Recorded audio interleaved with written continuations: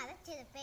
மாலையில் பள்ளி முடிந்த அழகனும் வண்ணமயிலும் பேசிக்கொண்டே வீடு திரும்பிக் கொண்டிருந்தனர்.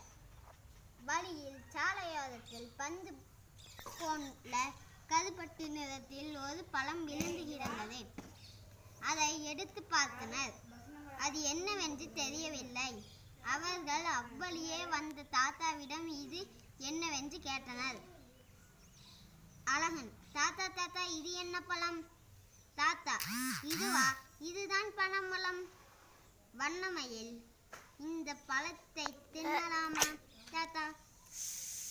தாத்தா, தின்னலாம்.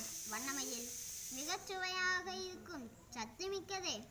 அழகன், இந்த பழத்தை பற்றி தெரிந்து கொள்ள ஆவலாக உள்ளது தாத்தா. சொல்கிறேன் தம்பி. பனைமரம் உயரமாக வளரக்கூடியது. இம்மரத்தில் பனம்பழம் காய்த்து பழுக்கும்.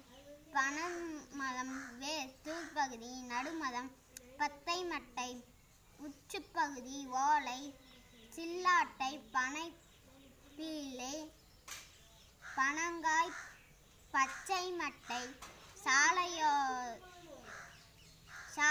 ஓலை, குறுந்தோலை முதலிய 12 உறுப்புகள் உடையது. இந்த உறுப்புகள் ஒவ்வொன்றும் ஒவ்வொரு பயனை தரக்கூடியது. அதனால் தன் பனைக்கு கற்பகத்தரு என்ற பெயரும் உண்டு.